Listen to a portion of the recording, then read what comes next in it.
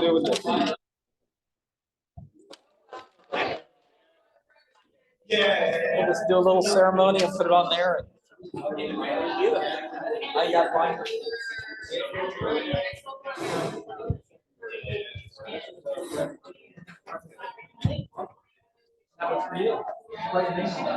Fine. You were president.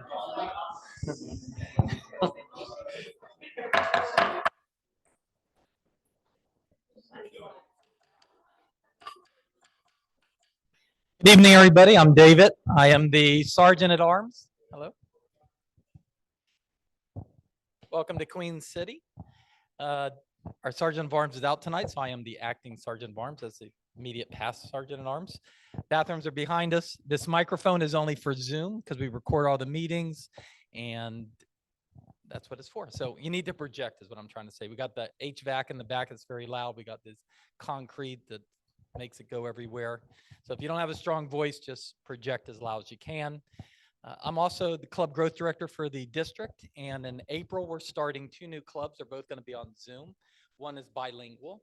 It's going to be those who speak Spanish and want to practice in English, and those who are taking Spanish to speak English and want to practice their Spanish in front of people. Because if you're taking the Babbel or whatever those things are to learn different languages, you learn it, but you don't speak it in front of people. So now you'll be able to speak in front of the people. So you can talk to me if you're interested. And then we're also going to be doing American Sign Language. I have a sign language instructor out in New York, and he's going to do it. And we can do contests, and it's going to be, they're going to be 2 great clubs, I think. They'll be fun. And with that, I'm going to go ahead and turn it over to our presiding officer, which is Colin Stifler. Well, before, we'll give him a Claude. But Colin is also, he won the division speech contest international. So yes. And he's going to be representing the district, or us in the district conference in May, beginning of May. If he happens to win that, which we all hope he does, because Queen City hasn't won a district contest since 2016, then he goes to the semifinals, and then hopefully in August we'll see him in California on the big stage with everybody from around the world. So please welcome Colin Stifler. Thank you very much for the kind words, David. Do not bet any money on me making a long run in this thing. Keep the money in the pocket. Good evening, everyone. If you're excited to be here tonight, let me hear an oh yeah. Uh-huh. That was a little flat, but you know what? It's all right. It's a gray day. It's a little wet tonight. You made it out here, so that's a victory. Awesome to see this group. Throw that hand in the air if you are a guest for the first time at our club. All right, we got vets in the house tonight. Vets in the house. Throw that hand in the air if you've been here before, but you're a guest. All right, also a good turnout. Well, welcome back. Wiley, you don't count. You don't count as a guest anymore. So you've eaten enough of our snacks. You're officially part of the family. But one of our traditions here at the club, as you all well know, is we're going to go around, ask you your name. I'm not going to ask you where you're from because you've already been through the shtick before, but ask what brought you back to the club. What brought you back? We're going to start right here. Right. Hello, everyone. This is my 3rd time being a guest. My name is Colby. And what brought me back is just the social aspect and practicing getting up in front of people and speaking. So thanks for having me. And you don't have to say good looking people because we know that's a given. Good looking people brought you back. Hi, everybody. My name is Gemma. This is also my 3rd time with Queen City. I also tried one other location, but 3rd time with you guys. I am back because I just want to get more comfortable speaking in front of a group. So thank you for having me.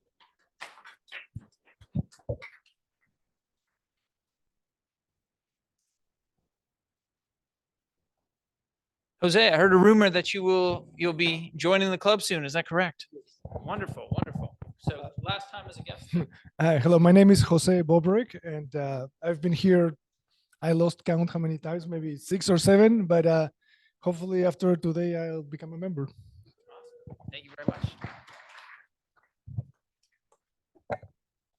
Hello, everyone. My name is Ebony Stubbs. I have been a few times, but fell off for a few weeks. So I'm getting back in the flow. And John reminded me today that I'm back so I can get my reps and get, reset with my intention of getting more comfortable with public speaking. Awesome. Thank you very much. Love the blazer, by the way. We've got a lot of happy colors in the house tonight on this dreary evening. Hey everyone, Dan Leskowitz, second time here. I took off last week. First time was great. None of you scared me off. So I'm here to get reps. I heard that. I really like that. Awesome. Thank you very much. And we've got two new members in the house. I'm going to round up here with Wiley. So Wiley, you've come here for a while. You've permitted your wife to spend this much time with a bunch of happy strangers on Tuesday evenings for a while now. What drew you to the club? Basically, watching her. Okay. Yeah, so she's done such a good job. Awesome. It's amazing. And Yeah. so I could always brush up my public speaking skills. Awesome. Yeah. Well, pretty polished to me. Ah. All right. Awesome. Thank you very much. We've got Anaya over here, veteran of another Toastmasters club, who's officially joined Queen City. Yes, thank you. Hello, everyone. My name is Inaya, and I'm just saying why I joined. Okay, so I was just looking for something that isn't attached to an organization. I recently transitioned jobs, and I like the stability of just like staying with one as I progress my career. So, happy to join. All right, let's give it up for our guests and our new members. All right. Well, as our guests hopefully know by now, this is a safe space. You will have an opportunity to participate tonight if you so choose. We'll signal when that opportunity is. But put yourselves out there, have some fun, judgment-free as always. And I'm going to turn things over to a very special member of ours who's going to be running today's meeting, our Toastmaster of the meeting. This is a former colleague of mine, an exceptionally composed and eloquent speaker, a past president of Queen City Toastmasters. So she's given a lot to the club over her time here. Vanessa Waller, let's give it up for Vanessa. Well, thank you so much, Colin, and congratulations again on your sweet win. I'm super excited for you and for Queen City Toastmasters as a whole. Very exciting. And welcome again, everyone, to another edition of Queen City Toastmasters on a Tuesday night. Probably not too much else we could be doing. It's kind of a dreary night, so a good time to practice our speaking skills. Well, it was kind of fun today as I was preparing for tonight's meeting to see in the chat with our Queen City Toastmasters group chat that one of our members, Kendall Rackley, was just married this past weekend. So congratulations to Kendall. And I realized, well, that fits in so nicely with my theme of the evening, which is guest etiquette. And in fact, this theme tonight was inspired by my attendance at my fiance's cousin's wedding this past weekend. So I guess it is officially wedding season. It is the start of people enjoying the spring and getting married. And, weddings are interesting because there's all these etiquette guidelines. Even when you're only a guest, you have to make sure you dress accordingly. You have to make sure you arrive on time. I've made that mistake before of missing the ceremony because didn't allow quite enough time to get through the traffic. So there's lots of etiquette guidelines, but perhaps what I was most concerned about with this wedding in particular was because it was a family wedding, I wanted to make a good impression with other people I was meeting for perhaps the first time or maybe the second time. But I was really trying to leverage some of my Toastmaster skills and just be as polite and approachable as possible, because when there are lots of new people that you're meeting, can feel a little bit overwhelming, especially if you're a little more introverted like I am. And I was so grateful to have the Toastmasters experience that allowed me to feel pretty comfortable meeting people, even if the conversation went off in kind of a weird direction. I remembered my table topic skills of thinking on my feet and being able to respond with a follow-up question or a story about my experience that related to what someone was saying, and I felt really comfortable, and it was really fun to practice those good etiquette skills. After all, we all know that manners and etiquette is about not just how you present yourself outwardly, but also how you communicate and making other people feel comfortable as you talk to them. And you're making them feel welcome to be in your space, getting to know you. So I thought, well, that's a good theme for Toastmasters. We're all kind of trying to get better at that skill in one way or another. So to kick our meeting off on a good note, we usually like to have an inspirational thought or maybe even a funny joke. And tonight, our Toastmaster to give us an inspirational thought will be Dana Robinson. So please help me welcome Dana.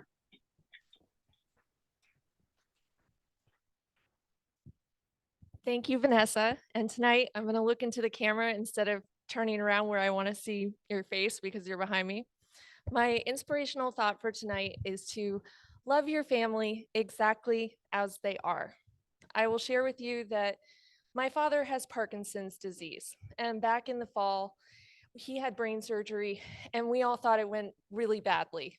He was deteriorating, and we all came together from all over the country to really rally around him and have a combined Thanksgiving, Christmas weekend and just show him how much we loved him.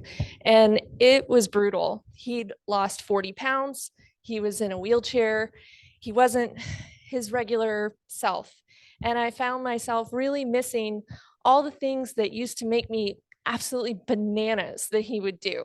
The checking out young women, like women younger than me, and making inappropriate jokes and asking strangers personal questions like, oh, you just got married. Are you going to have a baby? Like, Dad, stop.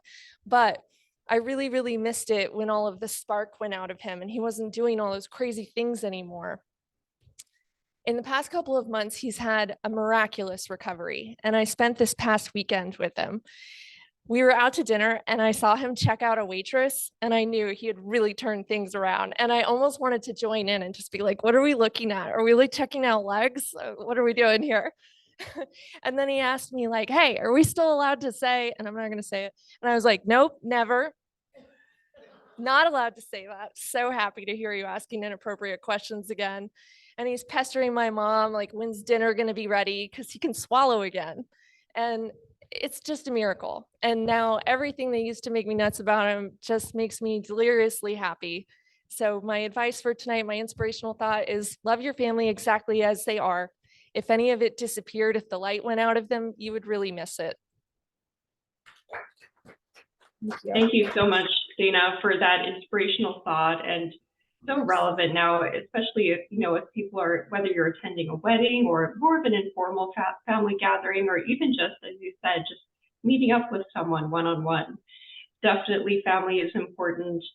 I know that when I get to know new people who are maybe part of my fiance's family, who I don't know well, there can always be some things that we have in common, maybe some other things where we disagree, but always good to try to make those connections and to appreciate people for their unique qualities.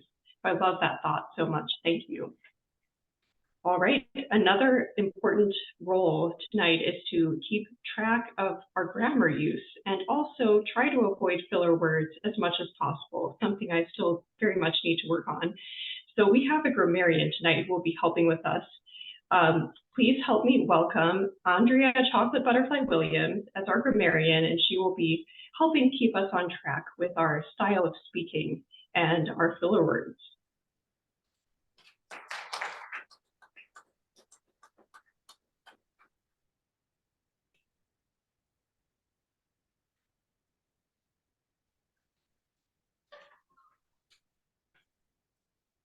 You're funny.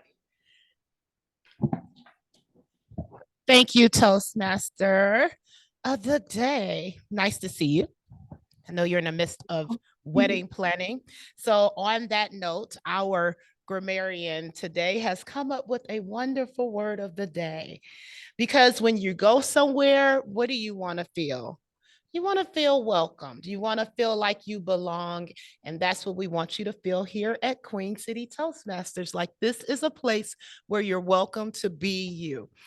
And the definition, the official definition of this wonderful word is an instance of manner of greeting someone, and you will receive a warm welcome. So if no one made you feel welcome today, welcome to Queen City Toastmasters, because in this house, everybody's welcome.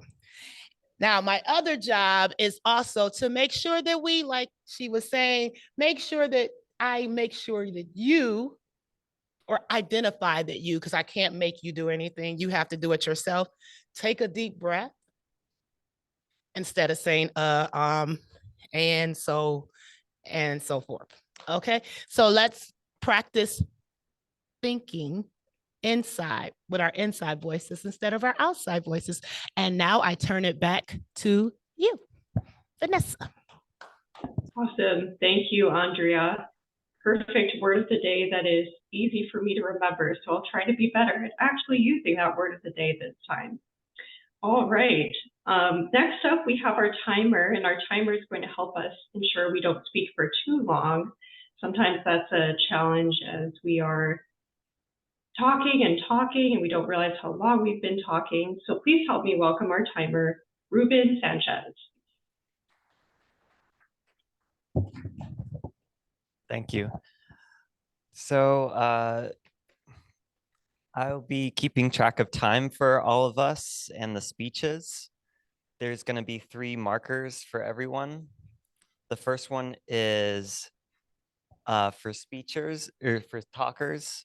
We're going to be having a green marker at 5 minutes. That means that you have reached the point where you can start thinking about how you're going to end your speech. And then the yellow marker for speeches is going to be for when you really need to start wrapping things up. And then red is going to be for when basically like you need to finish out your speech now. And for speeches, I'm going to show the green one at 5 minutes. I'm going to show the yellow one at 6 minutes. And then at 7 minutes, the red one's up. For table topics, I'm going to be showing green at 1 minute, yellow at 1 minute and 30 seconds. And at 2 minutes, I'm going to show the red one. And the same process goes for the evaluations. I'm going to be showing green at 2 minutes, yellow at 2 minutes and 30 seconds, and red at 3 minutes. So, and at the end, I'll be letting everyone know how they did on time. So that's it. Awesome. Thank you, Ruben. And I've just been notified that actually tonight we do not have official rehearsed speeches. So that gives us plenty of time for table topics. And I know that technically we usually have an evaluation section at the end, which may just be a little bit shorter tonight since we don't have our typical 5 to 7 minute speeches that Ruben mentioned.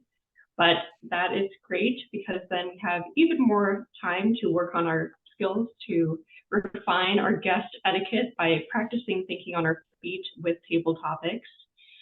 So before we get into table topics, given that we have a few extra minutes without our speeches, I just want to throw out a question to the group, see if anyone has any thoughts that they would like to share on a time when you were invited to either a wedding or a family reunion or some other event when you were really challenged to use your social skills, because we all know there are some conversations we might get into or something where we feel like this evening is just a little challenging, but I'm going to figure it out and use my Toastmaster skills.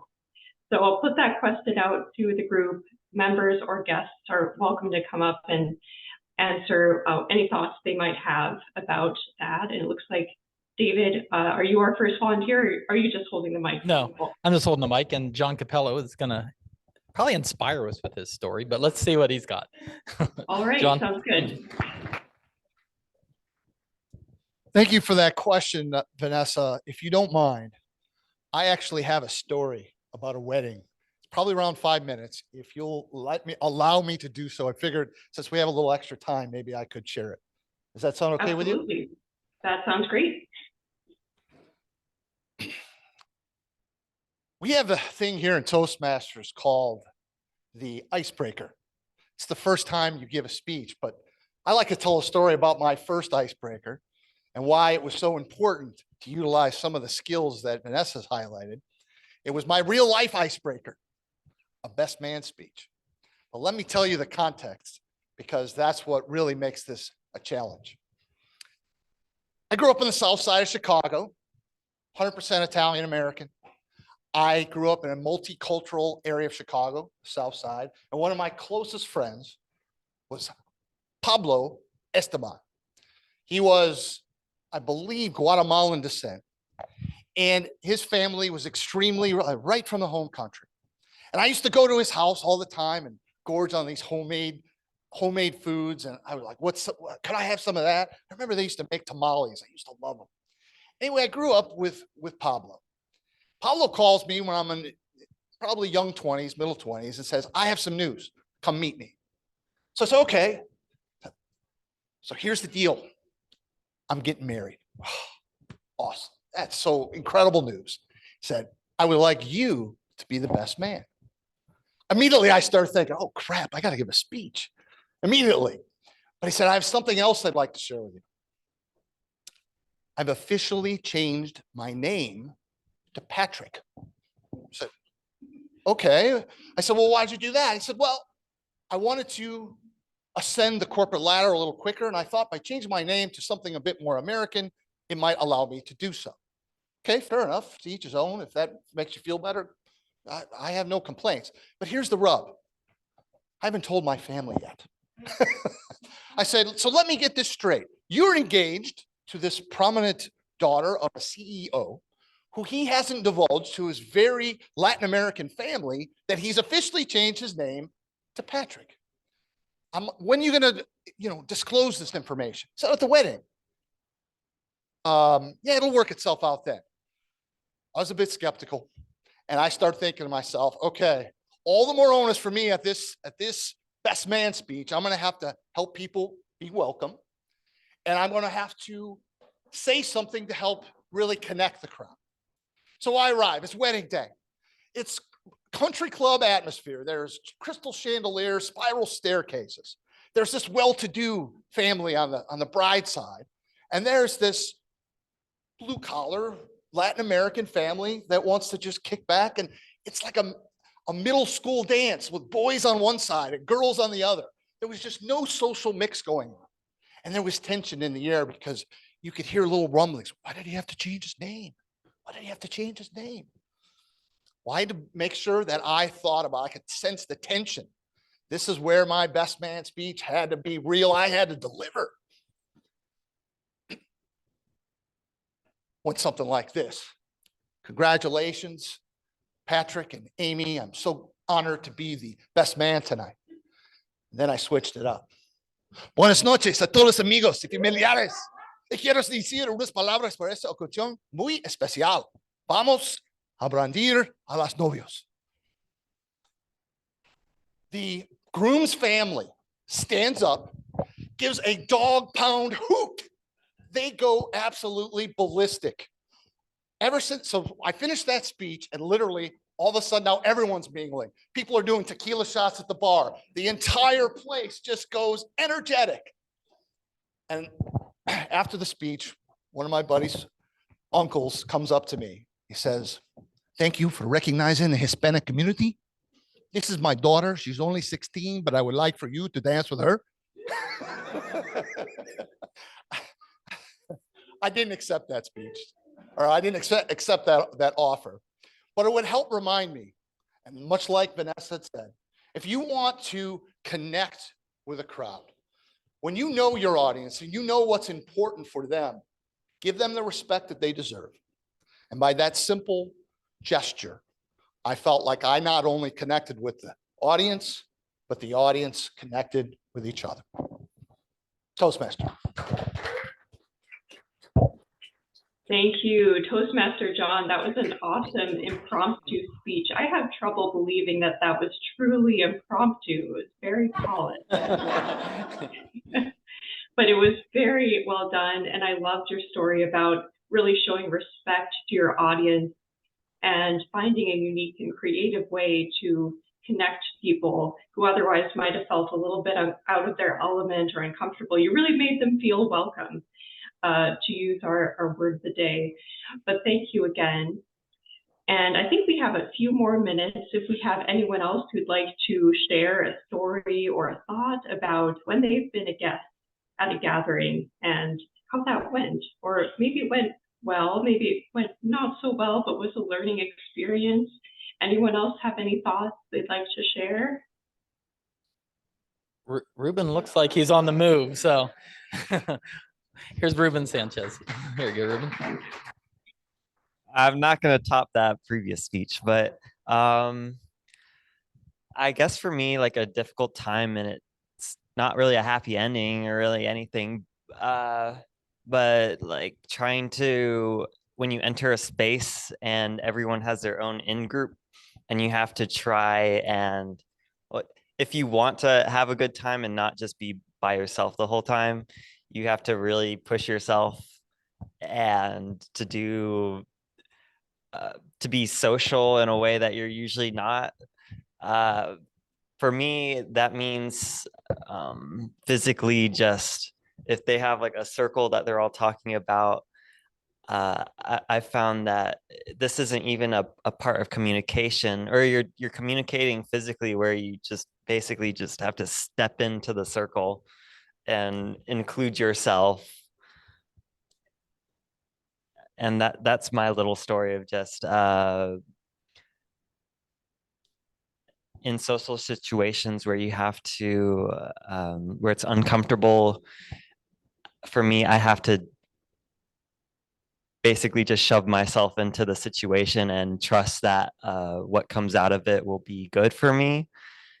And I feel like practicing public speaking has helped me have more trust for myself to just throw myself in and know that whatever comes out of my mouth will be okay or interesting. That's it for me. Thank you so much, Ruben. Thanks, Ruben. It's so relatable that, sometimes we have to just shove ourselves into that situation that's a little bit uncomfortable.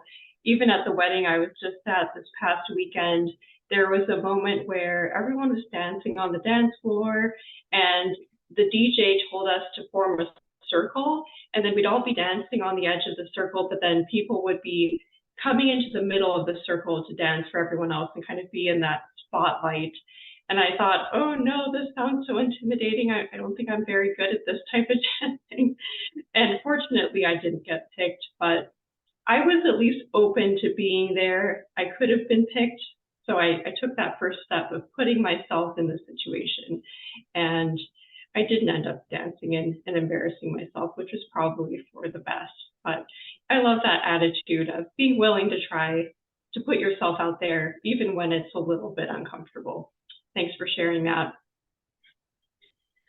All right, I think we have time for one more before we officially transition over to our one of our guests, Dan. Dan's got a story.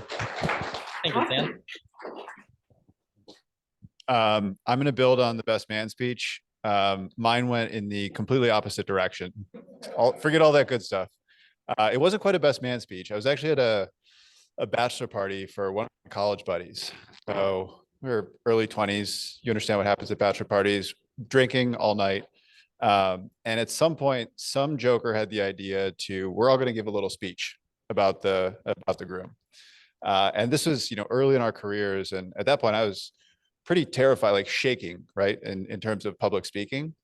And so I had the idea. There was maybe like 15 guys there.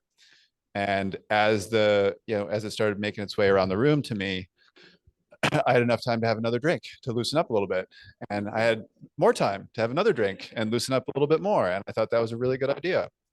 And when it got to me, it was heartfelt, but rambling, I guess is the best way to describe it. And then long story short, I may have thrown up on the guy's porch. So my lesson from that is do stuff like this and get comfortable being uncomfortable so that I don't find myself in that bachelor party situation again. Thank you so much. I think that's such a good example of that phrase, to have fun, but not too much fun. People tell you before you go to a wedding. But I love that you learned from the situation, even though maybe at the end it wasn't perfect. Now you know, and for the next one that you're going to be asked to do, you'll be very well prepared, having come to Toastmasters and mastered all the key skills, and I'm sure it'll be 100% perfect, and everyone will want to take pointers from you on your speaking skills. Well, awesome. I think we now have some time for plenty of table topics. And tonight we have someone who will be leading the table topics, who's come up with some questions. That will be our Toastmaster, Tom Williams. So let's welcome Tom. Thanks for stepping in as our table topics leader. And we'll practice our impromptu speaking. Thank you. All right, I'm prepared. We got about 30 minutes worth of table topics to do.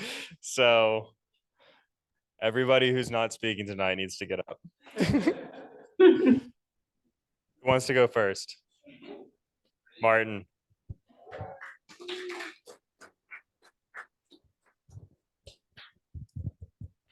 All right. Okay. At some point in our lives, maybe even currently, we all have an arch enemy. Who is your arch enemy and what did they do to you? It can also be like from your past, like when you were a kid or something. My arch enemy. Yeah. Drawing a blank.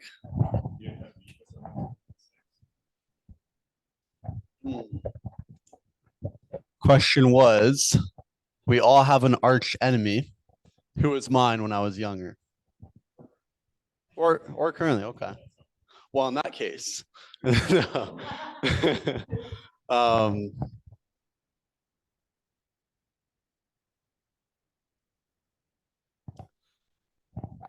was my arch enemy when I was younger and currently?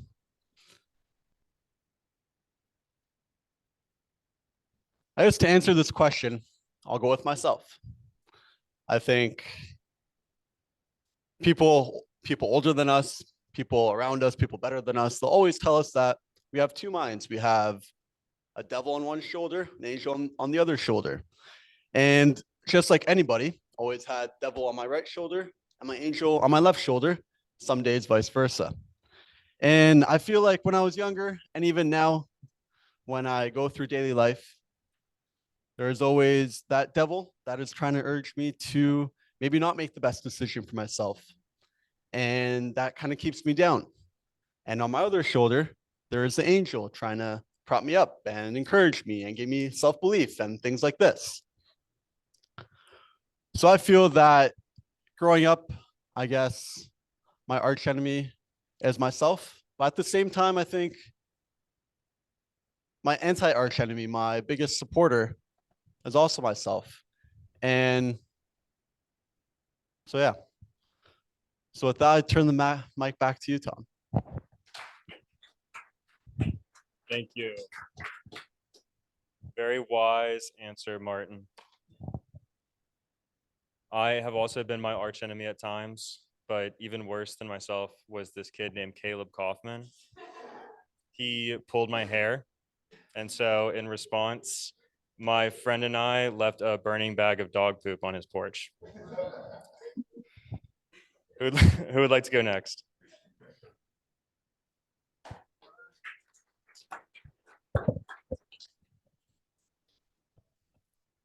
He's not here.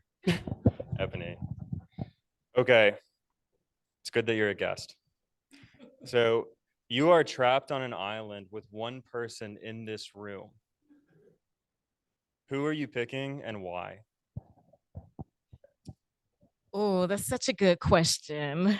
Because there are so many of you that I would want to take on the island with me. But I would probably say, just from my interaction tonight, I would probably bring John, just because I feel like no matter what is going on that island, John is going to find the silver lining and make it some type of inspirational story or motivation. So if I was stuck there and I wanted to keep my mind elevated and I wanted to feel empowered and courageous and rejuvenated, I feel like John would just welcome me and have like all types of motivational stories about the island and things that we could share with other people. Thank you. Thank you. Thank you, Ebony. I would also pick John because I just feel like he knows how to like break open a coconut. And no.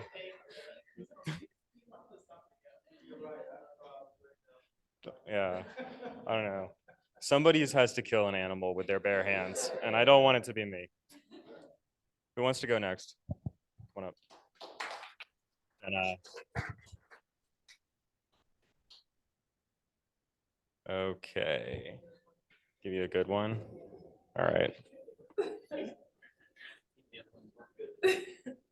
All right, so everybody has a plan for what they would do if they win the lottery, because you don't want to be one of those people who just squanders it away. So what's your plan? Thank you for that question. I feel like I strangely have thought about this kind of a lot because I don't even play the lottery, but hey, I feel like we would all want to win. First off, I would not tell a single soul that I won the lottery. There you go. Because I feel like everybody who tells people that they win the lottery end up dead. I don't know if you guys have seen those stories, but I certainly have. So after I don't tell anyone, I would stash a certain amount, invest it so that my money is always making money while I'm sleeping and I will always be rich. Then I would buy an amazing home, maybe a couple homes, a yacht, and a whole bunch of other things. But I would definitely take an amazing trip. I think back to the first Toastmasters I came when you talked about your vacations, and I would just love to have a budgetless vacation. I would go to the Maldives and I would buy one of those over the water huts where the floor is glass so I can see everything underneath me. And my money will always be making money because it's invested. So I'll be able to take countless trips in my private jet. So that is what I would do.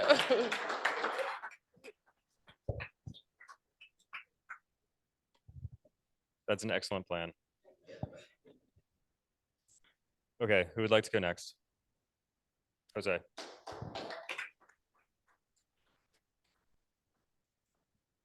Okay, you've been to a few meetings now. You're familiar with Elvis, right? You probably have observed that he's always wearing a hat. I've never seen him without one. So what is he hiding underneath that hat?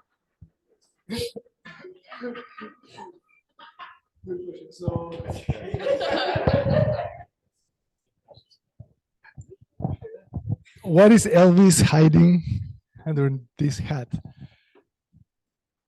Well, I've seen Elvis here a couple of times, and indeed, he always wears a hat and something mysterious, right? What is underneath? How many hairs are there? Suspicious. So maybe we want to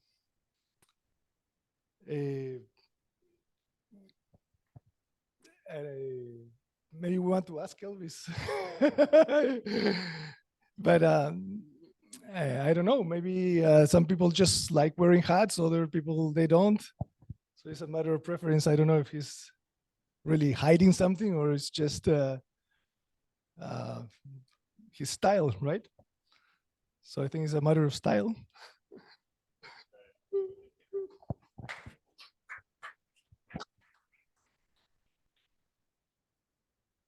I like you want to answer that question? What? Come on. You're doing a regular one? Okay.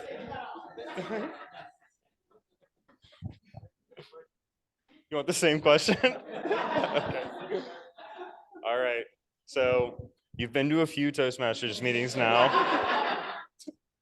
You've probably noticed that Elvis never takes off his hat. What do you think he's hiding under there? All right. Well, thank you for that question, and good evening, fellow Toastmasters and honored guests. About 6 years ago, more or less, I developed a immunodeficiency or immunodisease that is called alopecia areata. That is something that causes your hair to go away on special little spots in your hair, in your head. And it started as a small thing and it was unnoticeable. And then it started growing. I was able to, with the help of a physician, I was able to get rid of it. It worked with a treatment. After a few months, it came back. And then another one developed. So it became something that was uncontrollable in a way that it was looking a little weird. So either I have hair or I don't. And since I still have hair in some spots, then I would have to be shaving pretty much every day, because you know how it is. And I basically hated to shave my face because it was actually growing every other day. So imagine doing that on your head. So sometimes I don't feel like shaving.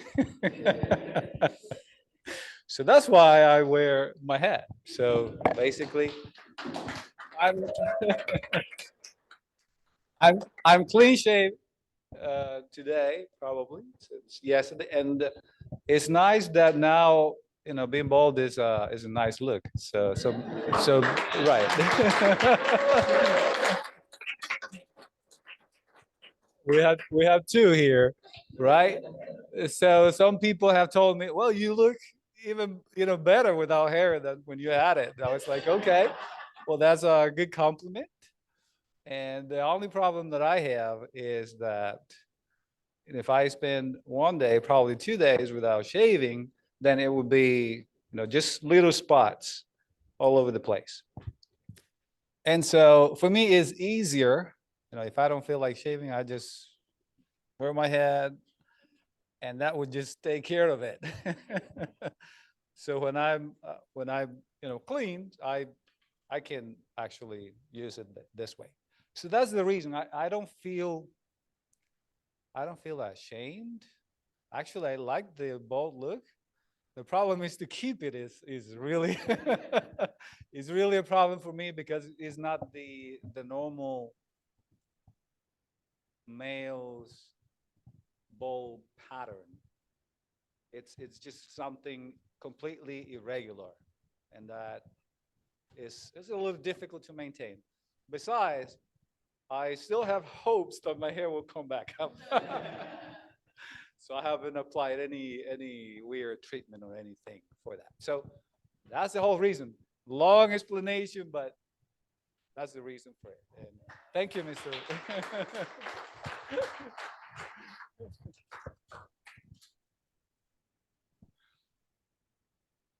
I didn't expect that.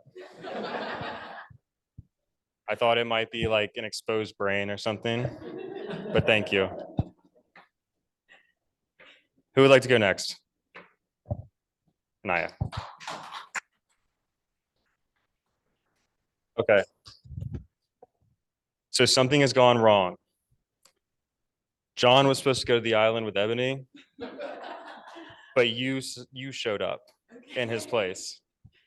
How are you using your skills and Ebony's skills to survive on this island? Thank you. Ebony, so we're on this island, just you and I'm supposed to be bringing something to the table. I can't say I have much for you. I'm not really handsy. I get my nails done. So, but I will say that I am a runner. So in the case that there's an animal, I can run away from it. I can't promise that I can catch anything for you, but definitely can escape for myself. That's not as much help to you. So I think one other thing that I could bring to the table is I paint. So I could probably keep the animal entertained while you run, get you a little head start. But other than that, we're just gonna have to pray because I don't think I'm sure you will bring a very fashionable wardrobe and the suitcase with you. So I think that would keep us warm for a few days. But yeah, best of luck to us. So thank you.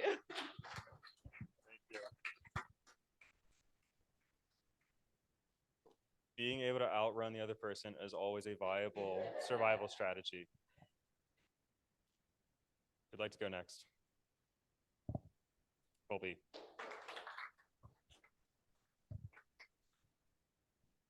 Okay.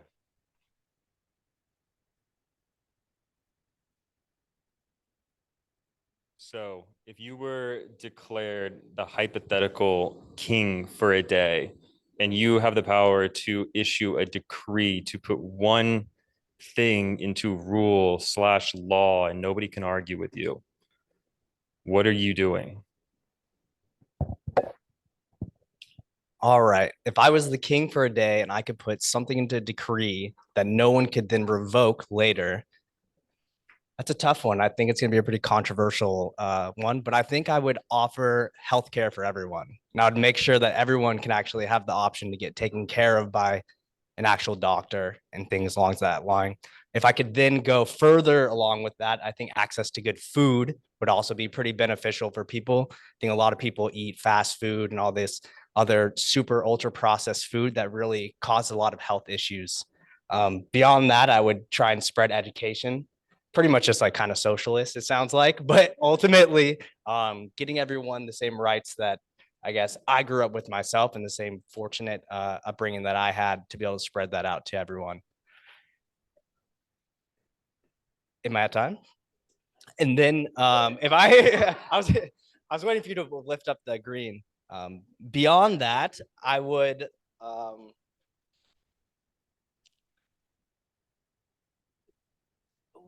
I can't think of anything else. Thank you. Thank you.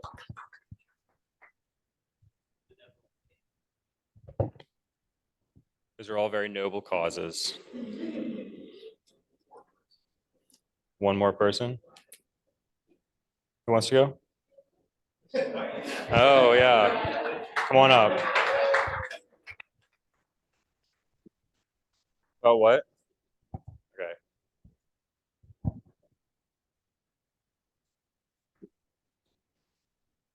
Okay, what is your favorite hypothetical situation?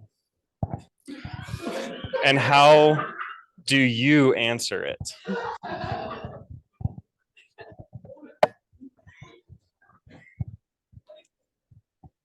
This could go badly.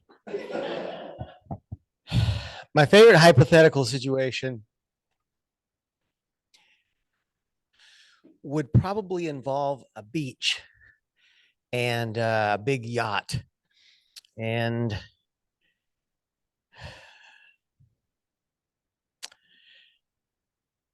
beef jerky. I think beef jerky should play a role there somewhere. I don't think that there is a more virtuous food, personally. And I think that despite the fact that sometimes it can be extremely chewy, you just have to work at it. And what was the second part of that question?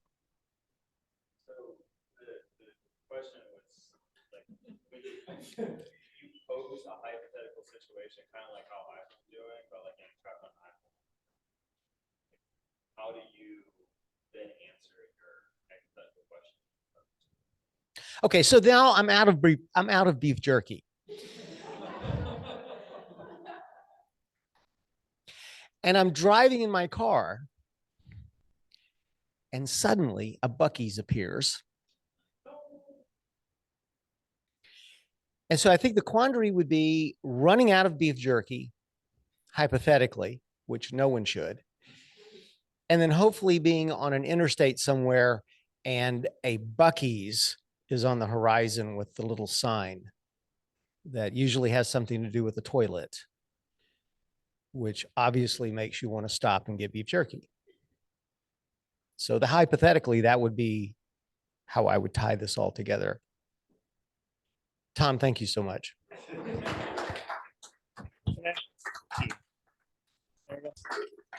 your name again? Kevin. Kevin, thank you. Thank you, Kevin. Sorry, he doesn't have a name tag on. Who would like to go next? Oh, I'm sorry. Vanessa, do we have time? I think we have time for one more, Tom, if you have one more. Otherwise, no worries. I have one more. Awesome. It's a good Let's one. do it. Dan, come on up.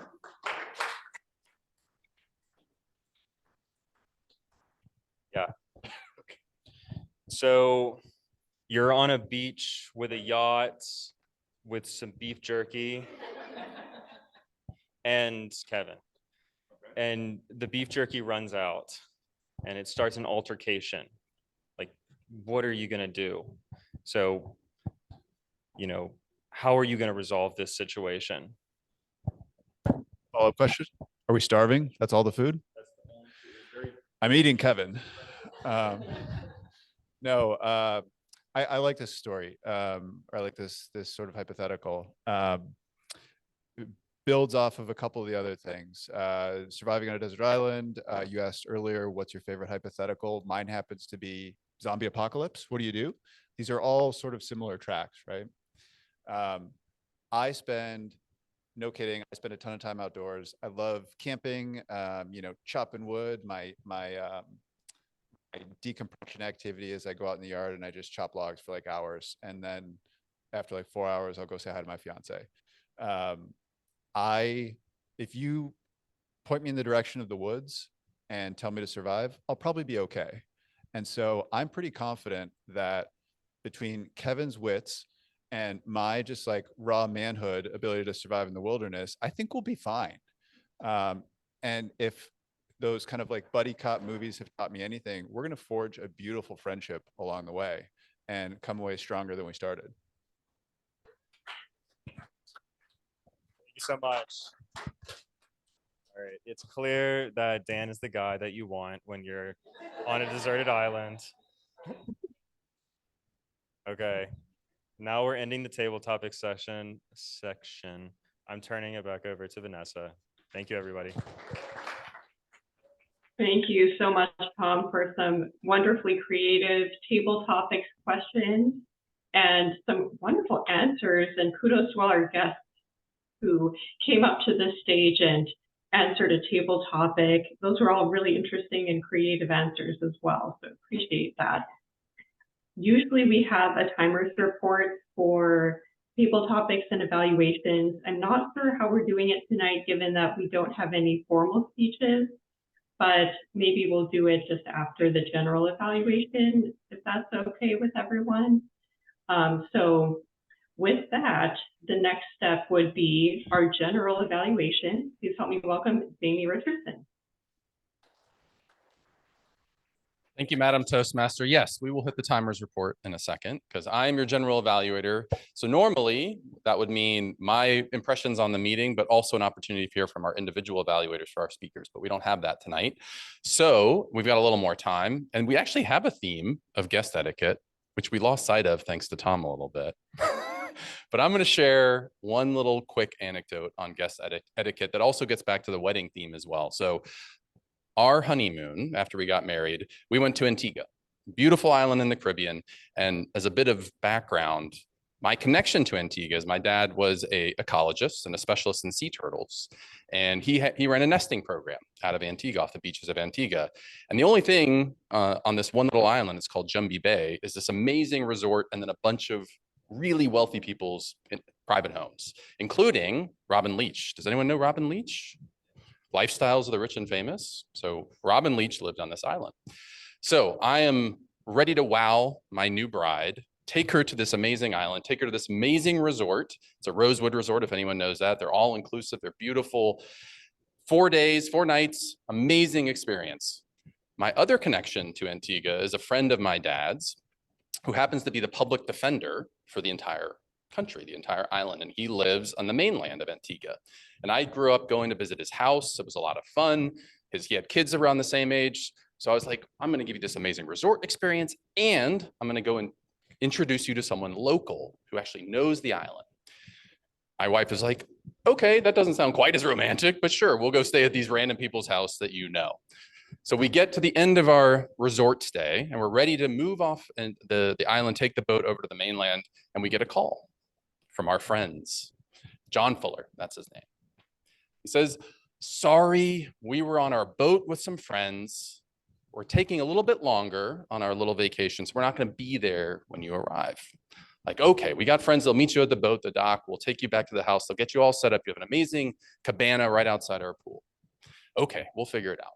We get there, no food in the house, no one to greet us, house guests without anyone to welcome them.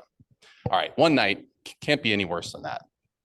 The next night they call and they're like, well, we're having such a good time that we're gonna stay one more day out on this boat. So suffice to say, 3 nights go by, no one there to greet us, worst end of a honeymoon ever. After that amazing beginning of the honeymoon, my wife's never wanted to go back to Antigua again. So with that, we'll move into our evaluation and I will come back in a second for my observations, but we'll start with our timers report. Ruben.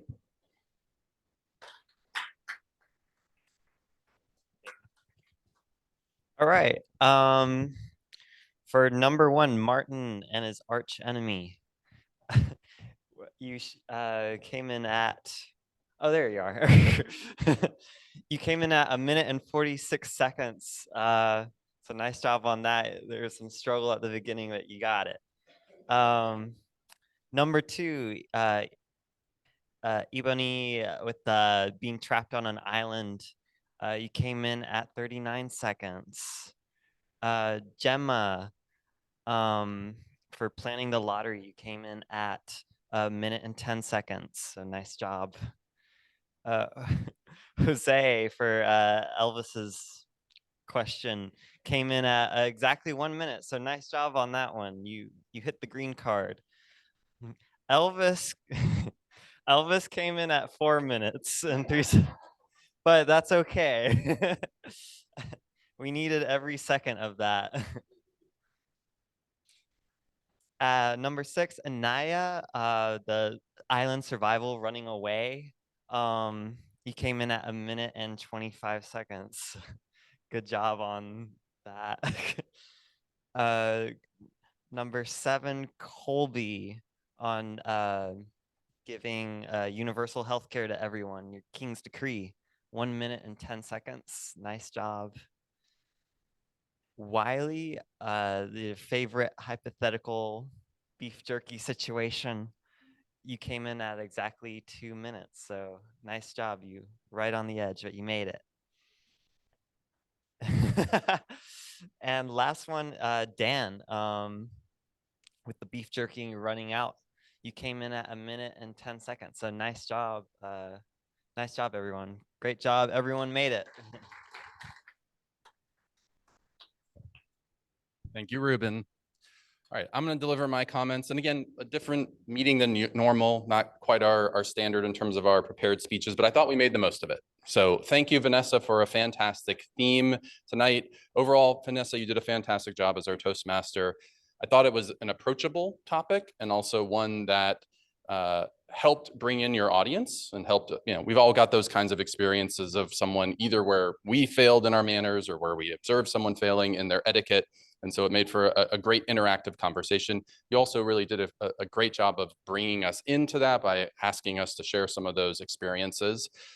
I thought you did a good job with your transitions throughout the meeting in terms of introducing the next guests, as well as you just have a really nice conversational style and in terms of making observations from the previous speaker and then weaving that into the next topic as well.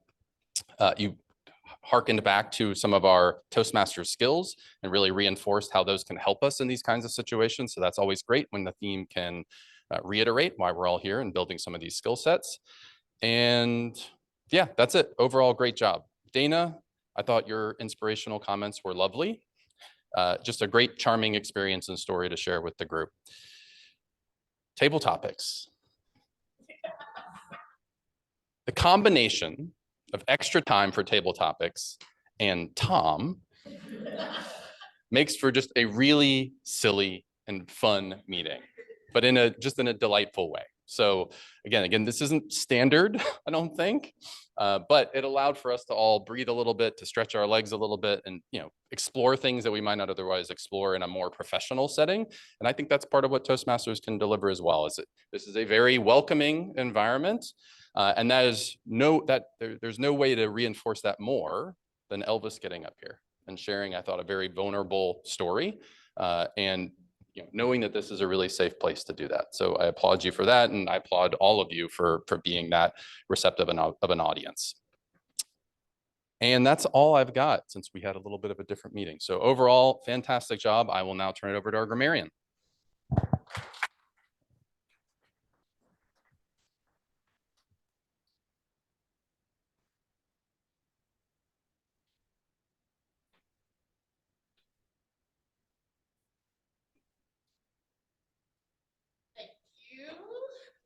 Toastmaster Jamie.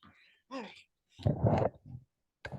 As your grammarian, we had the word of the day. Only a few people said it. I'm not going to say their names because you know if you said it and you know if you didn't. But if you know if you were welcomed or you were not. Everybody that was welcomed, raise your hand. Nobody? Nobody was welcome? Okay. And who wasn't welcome? Because some people didn't raise their hand. Okay, nobody wants to vote. Okay, no problem.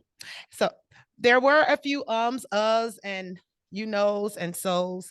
Go back, look at the video, and you can find out who you were. I won't go into that because I want you to come back. And it was some very brilliant things that were said today. Insert yourself, shove yourself. What comes out of it will work out for me. Love that. Yeah. Don't drink and speak. You don't know what's going to come up. That's what I heard. That's not what he said, but that's what I heard. Don't drink and speak because you don't know what's going to come up. I am my biggest supporter. Can we all say that? No, but I love that he did, even though he's gone. And let's see, Elvis, the funniest, he answered his own question. So that was funny to me. And then but it was, it was enlightening. And he said, it's hard to maintain something you like. It may be hard to maintain. That was really good for me. And then we're going to have to pray. That hit me really fun. That hit me in a different spot. I'm going to escape from myself. Sometimes we have to do that. We have to have self-preservation. And then the last one was silly and delightful, which I love Tom. I told him I love him. And so that describes him to a T. Back to you. Thank you, Andrea. And now I'm going to turn it back to our Toastmaster of the day, Vanessa. Awesome. Thank you, Jamie, for an excellent general evaluation. And yeah, again, kudos to Elvis for your really sweet table topic story. And I had to admit, I had a secret hope as a fan of the Pixar movie called, I'm blanking on the name, but it's the one where the rat is inside the chef's hat And he's secretly the chef the whole time, but he hides underneath the chef, wearing his big chef hat.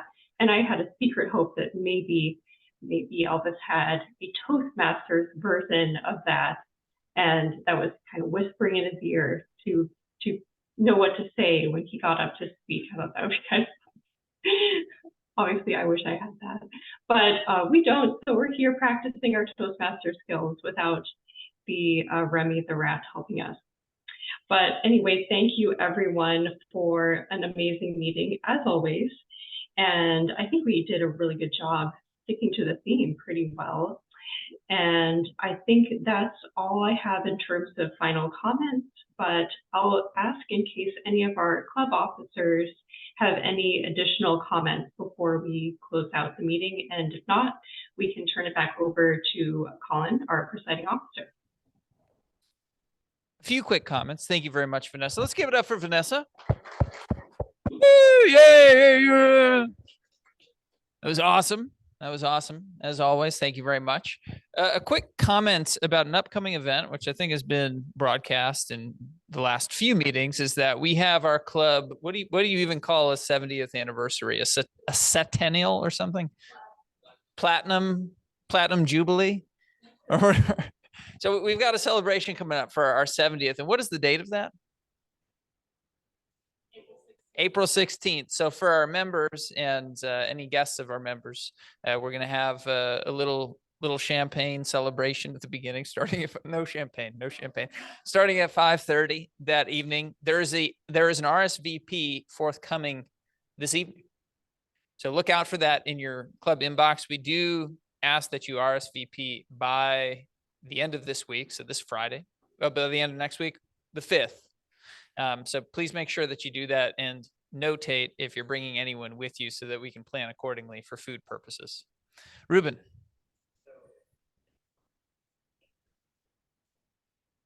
That's correct. It'll occur from 5:30 to 6:30. So come put some coal in the furnace and then try not to fall asleep during the meeting. So yeah, we're still having the meeting right after. Yeah, so you can put the tuxedo back in the car after the meal if you want. But no, tuxedos not required. Come as you are. Come as you are. And then Elvis, I believe you had something to add this evening. Did you not?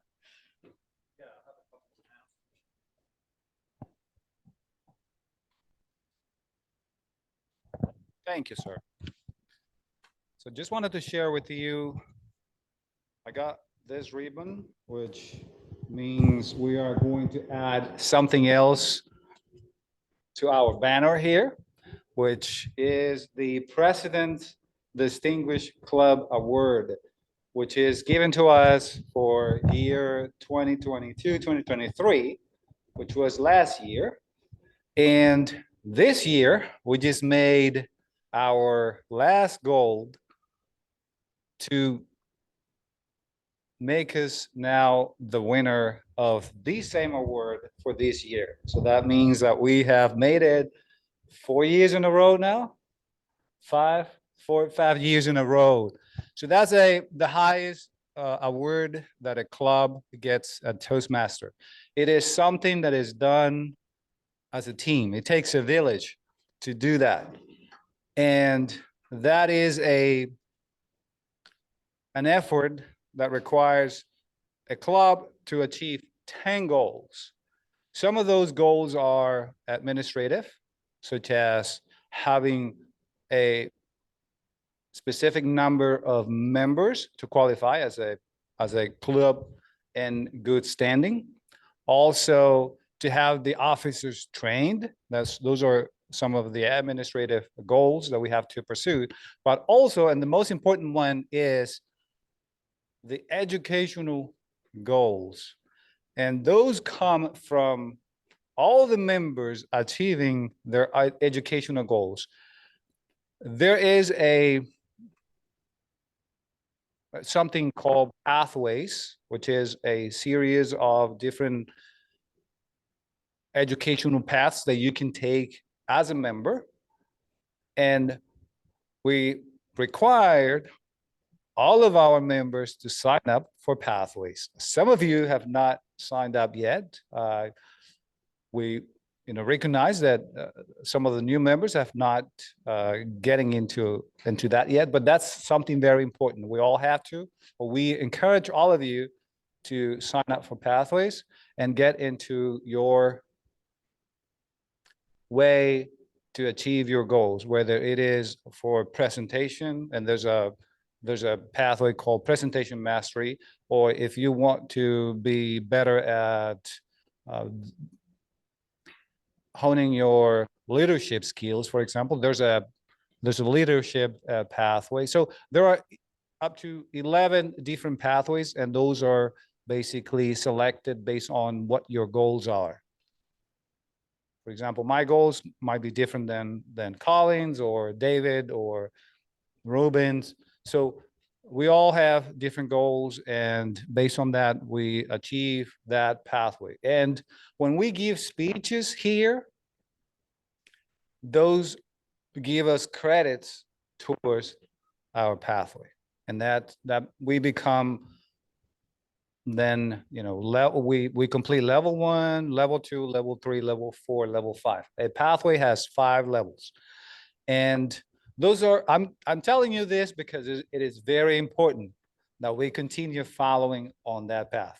As I mentioned, we have been club president distinguished for several years in a row, and it's a combined effort. So we'd like to encourage all of you to continue on that path. So if you haven't signed up for Pathways, please do. If you have a question about Pathways or how to navigate through it, please ask me. I'm the one now entitled to help anyone in this club on Pathways, and that will be something that will continue as part of our process. We will have elections coming this June, so we will have different officers, whoever is the VP of Education at that time, and then we'll continue the path, helping out every single member achieve our goals. So just wanted to let you know that. Just to summarize, we're happy to have this. We'll be happy to have it this year as well, and let's continue this path and achieve our goals. Thank you. Thank you very much, Elvis. Go us. Go us, right? All right. Well, this was a freaking awesome meeting tonight. I think everyone spoke. I think we can all say that we learned a lot about a lot of people here tonight. Yeah, like, for example, Bald is in. Bald is very in. All right, some classically handsome men here tonight modeling that look.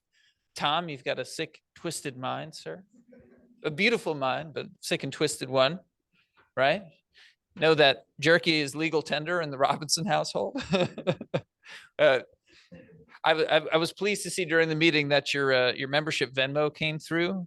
Wiley, I was getting a little worried, like, oh my gosh, you're going to try and pay us $100 worth of jerky? But fortunately, we're all square there. All debts have been paid. Fantastic. The one question that I have for our guests before we leave, I know we have a few minutes, is that, obviously Colby is a very benevolent king, but when Tom asked that question, I could kind of tell with the mischievous look in his eye, he was looking for a very selfish answer, right? What sort of decree would you issue as a king if you were king for a day? I'd like for our guests to think about what sort of twisted and self-serving answer Tom would have given for himself, and we're going to share what we think Tom would have said. So Dan, what do you think that crazy guy over there would do if he were king for a day? I think he would have issued a decree that he gets to speak for 45 minutes and everyone just has to listen, and whatever comes out, everyone just has to clap at the end of it.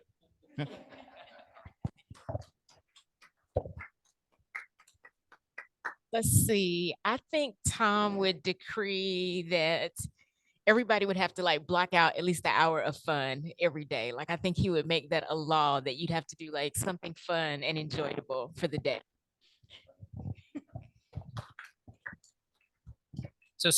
So far, nothing too morally depraved. All right. So if Tom would be a king for a day only, one day, he would decree maybe a law that there's only 3 working days in a week. Okay. All right. King Thomas the Lazy. Oh, what am I doing? What am I doing? We got a member here. We got a member right there. Yeah, I don't know Tom very well, but maybe he would have a decree that half of our meetings would be table topics every single week. I don't think the people wouldn't mind that. I don't think. I suppose that if Tom were king, he would make that day National Tom Day. That would preside from there on after. We would have to worship him. Tom worship. All right. Well, this has been a great meeting. Go forth. Do not drink in abundance, Dan. And we hope to see you next week. Can I have the hammer, please? No, we're calling this a hammer. Call this meeting over.